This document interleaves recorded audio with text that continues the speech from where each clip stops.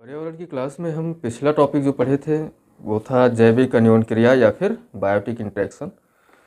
और आज हम सीखेंगे कि पारिस्थितिकीय अनुक्रमण क्या होता है या फिर इकोलॉजिकल सक्सेशन क्या होता है। बहुत महत्वपूर्ण टॉपिक है इकोलॉजिकल सक्सेशन। ठीक है, पारिस्थितिकीय अनुक्रमण इसका क्या अर्थ होता है।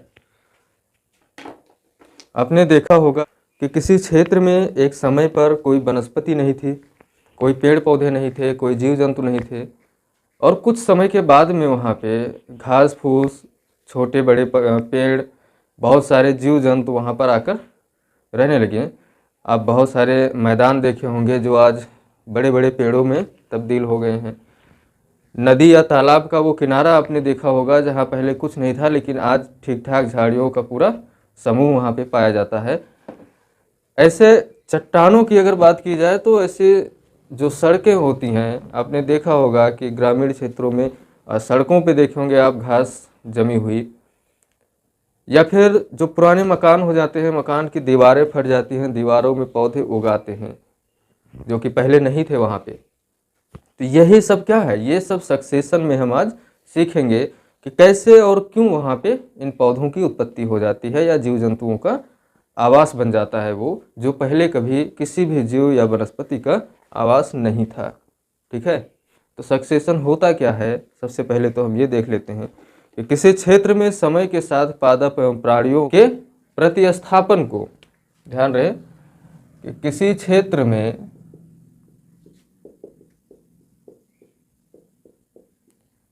समय के साथ पादप एवं प्राणी समुदायों का प्रतिस्थापन ही क्या कहलाता है,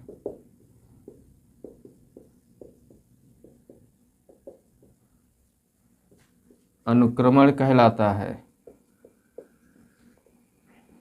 एकदम सिंपल परिभाषा आप ध्यान में रखिएगा। किसी क्षेत्र में समय के साथ पादप एवं प्राणी समुदायों का प्रतिस्थापन ही अनुक्रमण कहलाता है।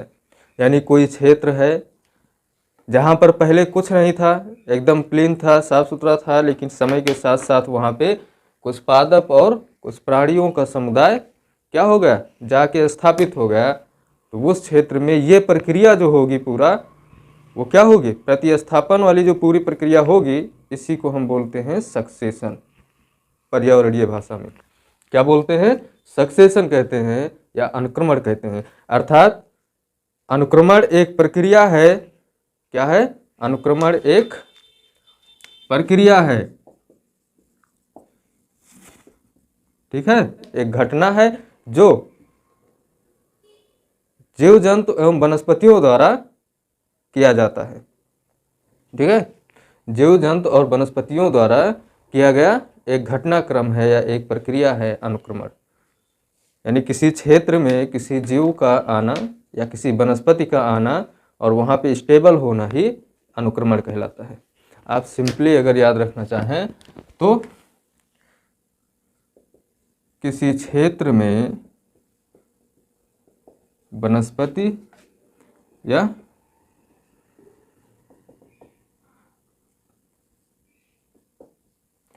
प्राणियों को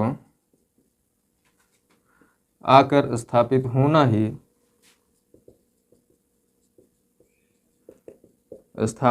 ही क्या कहलाता है, अनुक्रमण।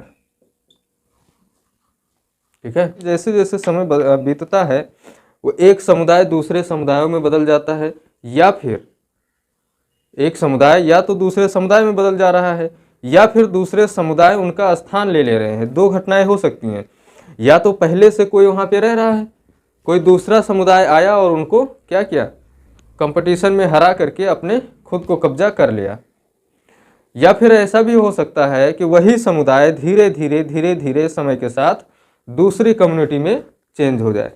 जैसे आप देखे होंगे कोई क्षेत्र तो आपकी नज़र में ऐसा होगा ही जहाँ पर पहले कुछ नहीं था या फिर बहुत छोटी छोटी वनस्पतियाँ थीं, लेकिन धीरे धीरे उन छोटी छोटी वनस्पतियों का स्थान गायब हो गया, यानी वो वनस्पतियाँ गायब हो गई और वहाँ पे थोड़ा सा बड़े पौधे आ गए। कुछ समय बाद वो बड़े पौधे भी गायब हो गए और पेड़ों ने उनका स्थान ले लिया। तो क्या हो रहा है कि एक कम्युनिटी दूसरे को प्रतिस्थापित कर दे रही है, दूसरे का उसी का रूप बदल जा रहा है, ये भी देखने को मिलता है। तो सक्सेशन दो तरीके से हो सकता है। अनुक्रमण जो होता है इसके दो प्रकार होते हैं। एक तो होता है प्राथमिक अनुक्रमण,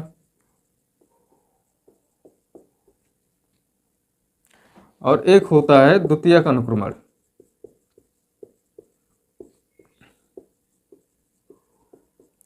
तो ये प्राथमिक अनुक्रमण क्या होता है, नाम से ही जैसे स्पष्ट होता है कि प्राथमिक का अर्थ हो गया सबसे पहले, अर्थात इससे पहले उस क्षेत्र में, किसी क्षेत्र में कोई समुदाय या कोई वनस्पति का समुदाय या फिर प्राणियों का समुदाय नहीं रह रहा था।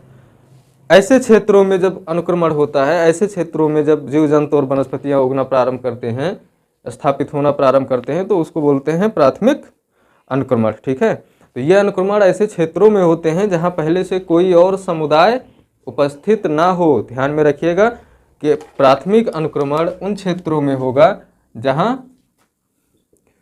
कोई भी समुदाय पहले से उपस्थित ना हो, पहले से उपस्थित ना हो। अब ऐसा क्षेत्र कहाँ पर होगा? नग्न चट्टानें होंगी, डेल्टा का क्षेत्र होगा, नदियों का बहाव वाला क्षेत्र होगा जहाँ पे नदियाँ आके रेत जमा की हैं, है कि नहीं? या ज्वालामुखी द्वीप है, कोई ज्वालामुखी नया नया निकला है और उससे जो द्वीप बना है वहाँ पर भी तो कोई वनस्पति समुदाय या फिर कोई जीव समुदाय नहीं रह रहा है, एकदम नया क्षेत्र है, कोई भी समुदाय वहाँ पे नहीं रह रहा है। ऐसे क्षेत्रों में जब सक्सेशन होता है या किसी समुदाय की स्थापना होती है तो उसे बोलते हैं प्राथमिक समुदाय। अब देखिए, चट्टानें जो हैं, चट्टानों पे मृदा तो होती नहीं है, क्योंकि सक्सेशन यानी किसी भी वनस्पति की उत्पत्ति के लिए सबसे पहली चीज आवश्यक है मृदा का होना, और मृदा बनने के प्रोसेस जो है ये बहुत लंबी प्रक्रिया होती है। तो जो चट्टानों पर जहां मृदा नहीं होती है वहां पर प्राथमिक अनुक्रमण किसके रूप में प्रारंभ होता है? लाइकेन के रूप में। ध्यान रहे कि जहां पे मृदा नहीं होती है वहां पे सबसे पहले कौन आता है? लाइकेन्स आते हैं। उस चट्टानों पर आपने देखा होगा कि कहीं अगर पत्थर की बड़ी बड़ी चट्टानें पड़ी हुई हैं, बड़े बड़े टुकड़े, तो उस पे भी आपको कुछ ना कुछ मिल जाता है, जैविक समुदाय या पादप समुदाय मिल जाता है। तो वो वहाँ पे कैसे मिल जाते हैं? तो उन पे सबसे पहले काई लगता है, लाइकेन्स होते हैं। इसकी एक खास प्रवृत्ति होती है जल खोजने की। ये अपनी जल खोजी प्रवृत्ति के कारण उस पर अपनी पकड़ बना लेते हैं, और क्योंकि सबसे पहले उस चट्टान पे किसका आवास बना? लाइकेन्स का, इसीलिए इनको अग्रगामी समुदाय भी कहा जाता है। ये एग्जाम में आया हुआ प्रश्न है, अग्रगामी समुदाय या फिर पायनियर कम्युनिटी। ठीक है, इनको अग्रगामी समुदाय या फिर पायनियर कम्युनिटी कहा जाता है। ये जो लाइकेन्स होते हैं इन्हें मृदा निर्माता भी कहते हैं, मृदा निर्माता भी कहते हैं। क्यों कहते हैं? क्योंकि जिस चट्टान पे ये अपना आवास बनाए हैं उस चट्टान पे मृदा तो है नहीं, वो पत्थर है, लेकिन ये एक अम्ल का स्राव करते हैं, अम्ल रिलीज करते हैं, और अम्ल की वजह से वो चट्टान क्षरित होती है, चट्टान का क्षरण होता है, छोटे छोटे टुकड़ों में टूटती है, जिससे मृदा का निर्माण होता है, और वो मृदा आसपास के दरारों में जा करके इकट्ठा होने लगती है। इसका अर्थ ये हो गया कि लाइकेन्स के पहुंचते ही वहां पे मृदा निर्माण की प्रक्रिया शुरू हो जाती है धीरे धीरे। जब मिट्टी बन गई तो आप समझ लीजिए कि किसी भी कारण से वहां पर क्या होगा? लाइकेन तो पहले से है ही, मॉस का जन्म होगा, छोटे छोटे शाकीय पौधे उस मृदा में जन्म लेंगे कि नहीं लेंगे, और ये बहुत सारी घासों की भी वहां पर प्रजातियों की स्थापना के लिए अच्छा माहौल बनना शुरू हो जाएगा, और एकाएक करके वनस्पतियां विकसित होने लगती हैं उस चट्टान पे। यही वजह होती है कि नए मकान में 15-20 साल तक उस मकान में कोई ना रहे, जाओ साफ सफाई ना रखे, तो वहाँ की दरारों में आप देखेंगे घास उगाती है। सबसे पहले लाइकेन पहुँचते हैं, लाइकेन बढ़िया से अपना आवास बनाते हैं, फिर वो अम्ल छोड़ते हैं और उस अम्ल से मजबूत चट्टान भी टूटना शुरू हो जाती है, जिससे मृदा का निर्माण होता है। और जब मृदा बन गई तो फिर अब किसी भी वनस्पति की उत्पत्ति के लिए यही तो सबसे मूलभूत आवश्यकता है, मृदा। और जब मृदा बन गई तो बहुत सारी घास फूस की वनस्पतियों की प्रजातियां वहाँ पे जन्म लेना शुरू कर देती हैं। अब ये जो लाइकेन चिपके थे चट्टान से, इन्होंने अपने अम्लीय प्रकृति के कारण वनस्पतियों की जड़ों को अंदर तक जाने के लिए क्या किए, प्रमोट किए हैं। ठीक है। अब जब वहाँ पे बहुत सारी घास प्रजातियां या वनस्पतियां या पौधे आ जाते हैं तो फिर क्या शुरू होगा, प्रतिस्पर्धा शुरू होगी। क्योंकि भाई भोजन के लिए तो प्रतिस्पर्धा होनी ही है, कंपटीशन होना ही है, होगा कि नहीं होगा। और जब कंपटीशन होगा तो जो प्रजाति इसमें सक्षम हो पाएगी, जो हार जाएगी वो खत्म। अब जैसे लाइकेन, अब लाइकेन तो सतह को एकदम पकड़ के रखी है, भोजन के लिए उसके साथ बड़े पेड़ों के साथ संघर्ष होगा, लाइकेन को तो समाप्त होना है, क्योंकि ये संघर्ष में जीत ही नहीं पाएगा बड़े पौधों से। तो अब शुरुआत लाइकेन ने किया था, लेकिन स्टेबल कौन सी प्रजाति हुई, पेड़ों की प्रजातियां हुई या बड़ी वनस्पतियों की जो प्रजातियां हैं, कम्युनिटी है, वो स्टेबल हो पाएंगे। वहाँ पे कंपटीशन में वही जीतेंगे, क्योंकि उनको अधिक पोषण की आवश्यकता है, अधिक जल की आवश्यकता है, अधिक प्रकाश की आवश्यकता है। तो जब ये सारी चीज़ें जो पोषक तत्व हैं, प्रकाश है, जल है, उस क्षेत्र के सबको ये ज़्यादा मात्रा में ले लेंगे तो जो छोटे शाकीय पौधे हैं वो क्या होंगे, समाप्त होने लगेंगे। तो इसी वजह से वहाँ पर एक समुदाय जो पहले से पहुँचा था, कौन सा समुदाय था, अग्रगामी समुदाय अर्थात लाइकेंस। लेकिन कुछ समय बाद वहाँ पे प्रतिस्पर्धा होती है और फिर बड़े पौधे स्टेबल हो जाते हैं।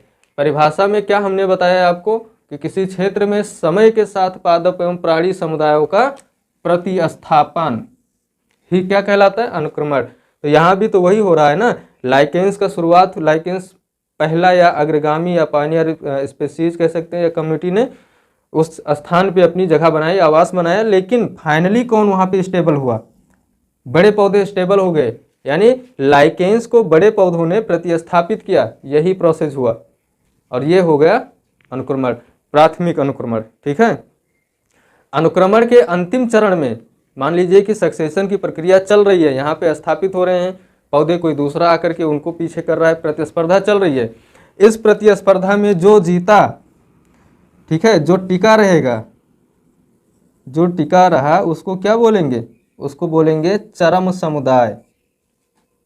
एक शब्द ये भी एग्जाम में आपसे पूछा गया है, चरम समुदाय क्या होता है, इन्हीं को बोलते हैं क्लाइमैक्स कम्युनिटी। ठीक है, क्लाइमैक्स कम्युनिटी इनको बोला जाता है, यानी जो प्रतिस्थापन या अनुक्रमण के अंतिम चरण में कंपटीशन के दौरान जो वहाँ पे टिका रह गया वही होगा आपका क्लाइमैक्स कम्युनिटी। इसकी विशेषता क्या है, प्राथमिक अनुक्रमण की सबसे बड़ी विशेषता है कि ये बहुत लंबा समय लेता है। अब ये अधिक समय लगता है क्यों, कारण क्या है अधिक समय लगने का, कारण सिर्फ इतना सा है कि किसी भी तरह के अनुक्रमण के लिए जरूरी है पहला चीज़ मृदा, और यहाँ पे मृदा का निर्माण ही नहीं हुआ था। मृदा का निर्माण तो लाइकेंस के आने के बाद शुरू हुआ धीरे धीरे, और मृदा निर्माण की प्रक्रिया बहुत लंबी प्रक्रिया होती है, तो इसमें थोड़ा समय ज़्यादा लगता है इस तरह के क्या अनुक्रमण में, क्योंकि मृदा निर्माण का प्रक्रम भी तो चलना है धीरे धीरे। अब बात कर लेते हैं द्वितीयक अनुक्रमण की। देखिए, जिन क्षेत्रों में प्राकृतिक वनस्पति को या तो नष्ट कर दिया गया है, ठीक है, या वहाँ से उनको हटा दिया गया है। कोई क्षेत्र है, किसी क्षेत्र में पहले से कोई वनस्पति समुदाय है, मौके पर किसी भी कारण से अगर वो वनस्पति समुदाय नष्ट हो जाता है और उसके बाद में जब दोबारा वहाँ पे किसी वनस्पति या फिर जीव समुदाय का उद्भव होता है तो फिर उसे कहेंगे द्वितीयक अनुक्रमण। अंतर क्या है प्राथमिक और द्वितीयक में, यही एकमात्र अंतर है कि प्राथमिक में कोई भी समुदाय नहीं होता है, एकदम शुरुआत होता है अनुक्रमण की या फिर वनस्पतियों की उत्पत्ति का, लेकिन यहाँ पे द्वितीयक अनुक्रमण में पहले से समुदाय थे लेकिन किसी कारण से वो नष्ट हो गए, इस वजह से दोबारा फिर से वहाँ पे वनस्पतियाँ उगना शुरू की, तो ये द्वितीयक अनुक्रमण हो गया। जैसे कि किसी क्षेत्र में आग लग जाए, और जब आग लग जाती है तो उस क्षेत्र के समस्त वनस्पतियाँ क्या होती हैं, खत्म हो जाती हैं, जीव जंतु खत्म हो जाते हैं वहाँ पे जल के, लेकिन एक चीज़ बची रहती है, क्या, मृदा। द्वितीयक अनुक्रमण में मृदा तैयार रहती है और मृदा के अंदर, जमीन के अंदर कुछ जीव जंतु भी जिंदा बचे रहते हैं। तो यहाँ पे अनुक्रमण बहुत आसान होता है और बहुत जल्दी होता है। प्राथमिक अनुक्रमण की अपेक्षा यहाँ होने वाला अनुक्रमण जल्दी होता है। वनोन्मूलन है, यानी वनों का उन्मूलन कर दिया गया है, इस कारण से भी वहाँ पे एक कम्युनिटी समाप्त हो गई है। अब उसके बाद में दोबारा जब कोई वनस्पति वहाँ पे उगना शुरू होगी तो वो द्वितीयक अनुक्रमण कहलाएगी। ठीक है, बाढ़ के कारण किसी क्षेत्र का पूरा विनाश हो गया हो, या सूखे के कारण ऐसा हुआ हो, किसी भी कारण से जो वहाँ पे वनस्पति या प्राणी समुदाय था वो समाप्त हो गया हो, तो दोबारा जो वनस्पति या प्राणी समुदाय का उद्भव होगा या विकास होगा वो होगा द्वितीयक अनुक्रमण। इसमें पहले से मृदा उपलब्ध होती है, बस ज़रूरत होती है पौधों को सर्वाइव करने की। तो ये होता है द्वितीयक अनुक्रमण। ठीक है, तो अब हम देख लेते हैं कि अनुक्रमण की जो सामान्य प्रक्रिया होती है, कैसे कोई जीव वहाँ पहुँचता है या कोई प्रजाति वहाँ पहुँचती है और फिर क्लाइमेक्स तक वो पहुँचती है, चरम समुदाय तक। तो अनुक्रमण की सामान्य प्रक्रिया, ठीक है, आप हेडिंग बना लीजिएगा, अनुक्रमण की या सक्सेशन की सामान्य प्रक्रिया। कभी यूजीसी क्वेश्चन आपसे पूछ सकता है कि अनुक्रमण की सामान्य प्रक्रिया सबसे पहले किस विद्वान ने इसका वर्णन किया था या व्याख्या किया था। तो 1916 में क्लीमेंट्स नाम के एक विद्वान रहे हैं, उनके द्वारा इसकी व्याख्या की गई। क्लीमेंट्स, ठीक है, इनका नाम और ईयर ध्यान में रखिएगा, क्या पता कभी एग्जाम में पूछ ही ले आपसे। तो इस प्रक्रिया में सबसे पहले वनस्पत रहित क्या होता है, क्षेत्र होता है, जिसे न्यूडेशन बोलते हैं। पहली प्रक्रिया में न्यूडेशन की स्थिति होती है या फिर वनस्पति रहित क्षेत्र। ठीक है, अब अगर वनस्पत रहित क्षेत्र है, इसका अर्थ ये होगा कि एक ऐसा क्षेत्र आप लें इस प्रक्रिया के दौरान जहाँ पे कोई वनस्पति उपस्थित ना हो। ये मैं प्राथमिक और द्वितीयक दोनों अनुक्रमण की बात कर रहे हैं। भाई जो क्षेत्र न्यूड होगा उस पर कोई वनस्पति नहीं होगी, उसी क्षेत्र में तो सक्सेशन की प्रक्रिया होगी जहाँ पे पहले से ही कोई वनस्पति है और वो किसी भी कारण से ना उनका विनाश हुआ है और ना ही वो खत्म हुए हैं वहाँ से, तो वहाँ पे सक्सेशन तो होगा नहीं, क्योंकि वहाँ ऑलरेडी एक सक्सेशन का प्रोसेस चल रहा है। तो सक्सेशन की जो सामान्य प्रक्रिया है उसमें सबसे पहले आता है न्यूडेशन। यहाँ पर किसी भी प्रकार के जीवन से रहित क्षेत्र होता है, कोई जीवन नहीं होता, यहाँ एकदम साफ सुथरा एरिया होता है। ठीक है, तो एक नग्न क्षेत्र का निर्माण होता है और उसके बाद में दूसरा चरण जो आता है वो आता है प्रवास का। प्रवास यानी माइग्रेशन। अब ये माइग्रेशन किसका होता है, माइग्रेशन का अर्थ हो गया कि भाई जब कोई नग्न क्षेत्र आपने सेलेक्ट किया, सबसे पहले निर्माण हुआ, मान लीजिए कि नदी के द्वारा किसी क्षेत्र में बालू ला करके क्या किया गया, पाट दिया गया। अब उसका एक क्षेत्र बन गया जिसे आप लोग कछार के नाम से जानते हैं। तो उस क्षेत्र में सबसे पहले बालू का निर्माण हुआ, एक नग्न क्षेत्र जहाँ पे कोई वनस्पति नहीं है, वनस्पति रहित क्षेत्र का निर्माण होता है। फिर उसके बाद दूसरी प्रक्रिया चलती है और वो होता है प्रवास का। वायु के माध्यम से, यानी जो पवन चलती है हवा के माध्यम से या जीव जंतुओं के माध्यम से, अनेक प्रकार की वनस्पतियों के बीज जो होते हैं उनका प्रवास होता है। कहाँ से कहाँ के लिए, नज़दीक में आसपास के जो क्षेत्र हैं जहाँ पे वनस्पति समुदाय या जैविक समुदाय रह रहा है, उस क्षेत्र से उनके बीजों का प्रवास कहाँ पे होगा, इस वनस्पत रहित क्षेत्र में जहाँ पे अभी तक कोई वनस्पति नहीं है। हवा के माध्यम से भी बहुत सारे बीज उड़ करके यहाँ पर पहुँच जाते हैं और जब प्रवास हो जाता है इस नए क्षेत्र में बीजों का, तो फिर वो क्या होते हैं, उस मिट्टी में या फिर उस नए क्षेत्र में पड़े रहते हैं और कुछ समय बाद वहाँ के पर्यावरण के साथ अनुकूलन करके उसमें अंकुरण होता है। वो बीज फूटते हैं, पौधा बनने के लिए तैयार होते हैं, जिसको अस्थापन या संस्थापन बोलते हैं। अस्थापन, इसी को एस्टेब्लिशमेंट भी कहा जाता है। एग्जाम में अंग्रेजी शब्द भी आप ध्यान में रखिएगा, एस्टेब्लिशमेंट। अब यहाँ पे वो बीज आ करके स्थापित हो गए हैं, लेकिन अभी पेड़ नहीं बना, अभी पौधा नहीं बना है। ठीक है, इस प्रक्रिया में निकट क्षेत्र से जो विभिन्न माध्यमों से फलों के या वनस्पतियों के बीजों की जो प्रजातियां, अनेक प्रकार की प्रजातियां आती हैं, वो क्या होती हैं, सफलतापूर्वक अंकुरित होती हैं। यानी अब उनमें पौधा या वनस्पति बनने की प्रक्रिया क्या होती है, शुरू हो जाती है। और जब ये प्रक्रिया वहाँ उपस्थित जो भी भौतिक वातावरण है उसके साथ अनुकूलित होकर के इस प्रक्रिया जब चल जाती है तब फिर एक काम शुरू होता है किसका। भाई मान लीजिए कि बहुत सारे बीज आए हैं और वो सब के सब पौधा बनना है, सब में अंकुरण हुआ, तो अब अंकुरण के बाद उन्हें क्या आवश्यकता है, भोजन की ज़रूरत है, प्रकाश संश्लेषण की ज़रूरत है, आवास की ज़रूरत है कि नहीं। तो अब कंपटीशन शुरू होगा, क्या होगा, प्रतिस्पर्धा शुरू होगी।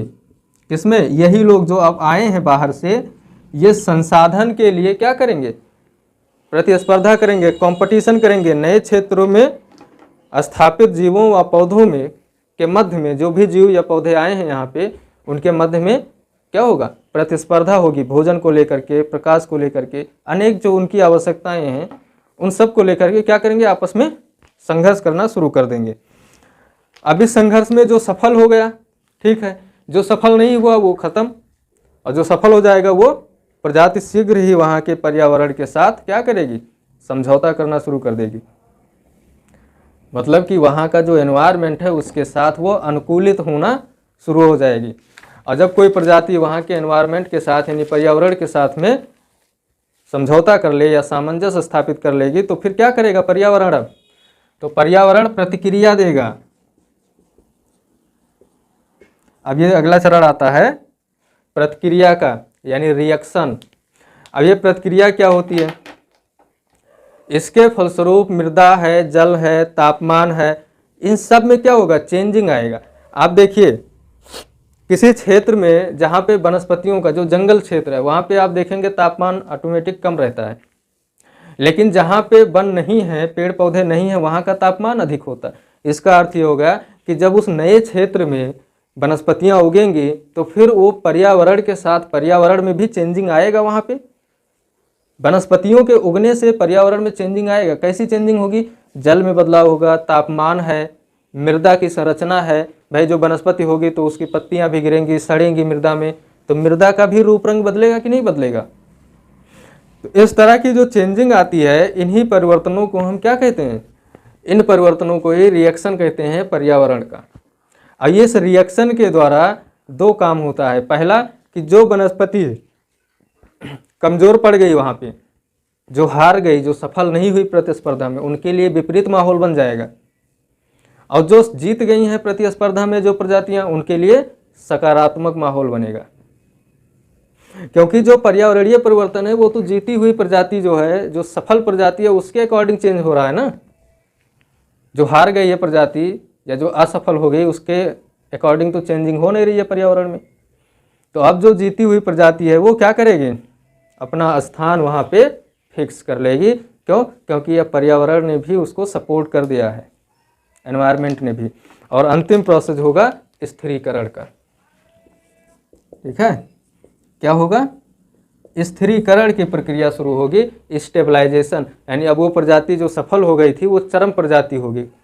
चरम का मतलब क्लाइमेक्स समुदाय होगा, और ये क्लाइमेक्स समुदाय को पर्यावरण भी सपोर्ट कर रहा है उस क्षेत्र में रहने के लिए। और फिर इनके अंदर विकास अन्य वनस्पतियों का भी होगा, जीव जंतु भी यहाँ आकर रहना शुरू करेंगे, और एक ठीक ठाक जंगल बनेगा, एक वनस्पत वाला क्षेत्र बनेगा, जहाँ पे विभिन्न जैविक और अजैविक घटकों के मिलने से एक पूरी की पूरी अपना एक सिस्टम बनाएंगे, जिसे हम इकोसिस्टम कहते हैं, जो एक दूसरे को प्रभावित करेंगे और एक दूसरे से प्रभावित होंगे।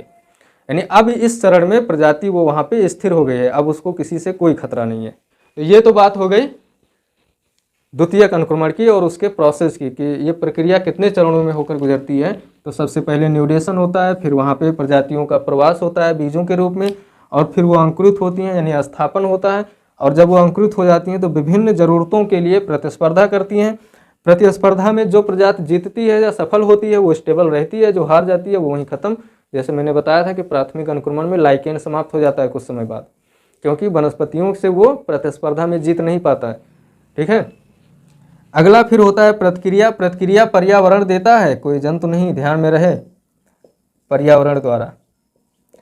गलती आमतौर पे यहाँ पे ये हो जाती है कि कंपटीशन होता है तो रिएक्शन को लोग कंपटीटर को समझ लेते हैं कि जो दूसरी प्रजाति होगी वो रिएक्ट करेगी। नहीं, यहाँ पे पर्यावरण रिएक्ट करता है, पर्यावरण में चेंजिंग आती है, और उस प्रतिक्रिया दो चीज़ करती है। एक तो जो प्रजाति जीत गई है या सफल हुई है उसके लिए पॉजिटिव, और जो हार गई है उसके लिए नेगेटिव माहौल तैयार होता है, और फिर जो प्रजाति सफल हुई है वो स्थिरीकरण यानी स्टेबलाइजेशन की स्थिति में होती है। ठीक, अब बात कर लेते हैं जलीय आवास में अनुक्रमण की क्या प्रक्रिया होती है। जलीय आवास में अनुक्रमण की प्रक्रिया, तो जलीय तंत्रों में आप देखेंगे अपर्दन के कारण जो जल क्षेत्र होता है, तालाब है, झील है, नदी है, अपर्दन होता है, वर्षा होती है, वर्षा के द्वारा आसपास के क्षेत्रों से मिट्टी का अपर्दन होता है और फिर वो जा करके जल वाले क्षेत्र में जमा होते हैं, जिन्हें गाद कहते हैं। क्या कहते हैं? गाद। गाद के रूप में ये जमा होते हैं, और फिर अब जब ये जमा हो जाएंगे तो फिर अब ये मान लीजिए कि यहाँ पे ये है, अब मृदा आई, ऐसे ऐसे मृदा भर रही है, ठीक है। अब धीरे धीरे इसमें तालाब में मृदा भरती जाएगी, तो जैसे जैसे मृदा यहाँ पे अपर्दित होकर के भरती जाएगी, ये इसका जो तालाब है वो छिछला होता जाएगा। छिछला का मतलब तस्तरी नुमा होता जाएगा। गहराई क्या होगी? कम होने लगेगी। और जब गहराई कम हो जाएगी, मान लीजिए यहाँ पे गहराई इतनी थी कि यहाँ सीधा प्रकाश नहीं पहुँच पा रहा था, लेकिन जब ये पट जाएगा पूरा तालाब यहाँ तक आ जाएगा, तो अब सूर्य का प्रकाश तो सीधा यहाँ तक पहुँच जा रहा है, इस गाद तक, इसकी निचली सतह तक। तो यहीं पर होगा लाइकेन, मॉस, इस शैवाल, इन सब का विकास शुरू होगा। क्यों? क्योंकि इन्हें प्रकाश पहुंच रहा है, प्रकाश मिल रहे हैं। हरे शैवाल जिन्हें नीलहरित शैवाल होते हैं, डाइटम्स होता है, इन सब का विकास यहाँ पे शुरू हो जाता है। धीरे धीरे तालाब का जो ये तल है ये ऊपर आने लगता है, नितल जो है इसका ऊपर आने लगता है गाद के जमाव से। ये प्रक्रिया लगातार क्या होती है? चलती रहती है, और परिणाम स्वरूप क्या है कि जो जड़ वाले पौधे हैं वो भी यहाँ उगना शुरू हो जाते हैं।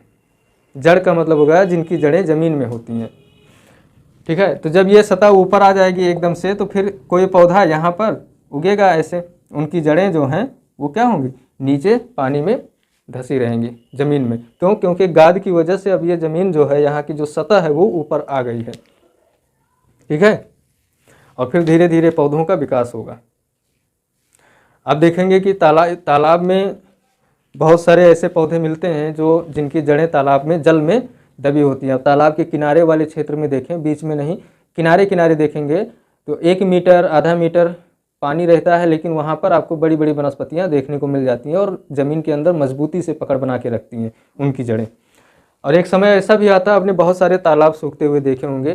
तालाब सूखने का कारण ये भी है कि जो गाद होता है वो जमा होते होते तालाब का अस्तित्व ही खत्म कर देते हैं, और फिर ये जो छिछला भाग है और ज़्यादा छिछला हो जाता है और एक दलदल का क्षेत्र बनता है, जहाँ पे 1 फीट तक ही पानी रहता है। तो फिर धीरे धीरे करके ये तालाब सूख जाते हैं और यहाँ पे बड़ी बड़ी वनस्पतियाँ आकर के अपना स्थान बना लेती हैं, ठीक है। झाड़ियों का तथा वृक्षों का भी यहाँ विकास होना शुरू हो जाता है, और फिर चरम समुदाय को स्थापित करते हैं। यानी अब लास्ट में जब तालाब ही नहीं बचा, तो मॉस, लाइकेन, डाइटम, जो छोटे छोटे शुरुआती दौर पे बने थे वनस्पतियाँ, वो तो समाप्त ही हो जाएंगे। लेकिन बाद में जो पेड़ बनेंगे वो क्या होंगे? क्लाइमेक्स कम्युनिटी होगी, अंतिम रूप से वहाँ पर स्थापित होंगे, ठीक है। इसमें घास है, झाड़ियाँ हैं या बड़े वृक्ष हैं, ये सब तालाब के भाग में अपनी कॉलोनी पूरी की पूरी बना करके स्थापित हो जाएंगे। तो ये पूरा का पूरा टॉपिक था अनुक्रमण का, या फिर सक्सेशन कह सकते हैं, इकोलॉजिकल सक्सेशन। और इसमें हमने देखा कि किस प्रकार से किसी क्षेत्र में वनस्पति समुदायों का विकास होता है, कितने चरणों में विकास होता है। इम्पॉर्टेंट टॉपिक है, क्योंकि देखिए एनवायरनमेंट का यही सब बेसिक्स है। ये जो एक एक क्लास में हम एक एक कॉन्सेप्ट आपको दे रहे हैं, अच्छे से इनको समझ लीजिए। और क्योंकि पर्यावरण की यही मूल इकाई है, अगर इनको आप जानते हैं तो पर्यावरण में और कुछ भी नहीं है। मेन तो यही है पर्यावरण, मेन पर्यावरण यही है। इसके बाद तो हम एप्लीकेशन देखेंगे, क्योंकि जितनी भी हम डाइवर्सिटी ही जब पढ़ने लगेंगे तो इन्हीं सब के बीच में जो डाइवर्सिटी है जीव जंतुओं वनस्पतियों में, उन्हीं को तो हमें पढ़ना है। उनको क्या नुकसान हो रहा है, संरक्षण कैसे किया जाए। आज जो आर्द्र भूमि संरक्षण हम लोग पढ़ते हैं, आर्द्र भूमियाँ क्या है? वही ना जो दलदली क्षेत्र होते हैं, और दलदली क्षेत्र वही होंगे ना जो गाद के जमाव से जो तालाब वालाब का जो क्षेत्र ऊंचा हो जाता है, वही तो दलदल होंगे। अब यहाँ पे कीचड़ जैसी स्थिति होती है, यहाँ पे बहुत सारी वनस्पतियाँ उग जाती हैं। तो इन्हीं सब को हम आगे चल करके पढ़ेंगे, लेकिन यहाँ पे ये बेसिक है और इनको जानना आपके लिए बहुत ज़रूरी है, ठीक है। अगली क्लास में हम एक नए कॉन्सेप्ट पे बात करेंगे।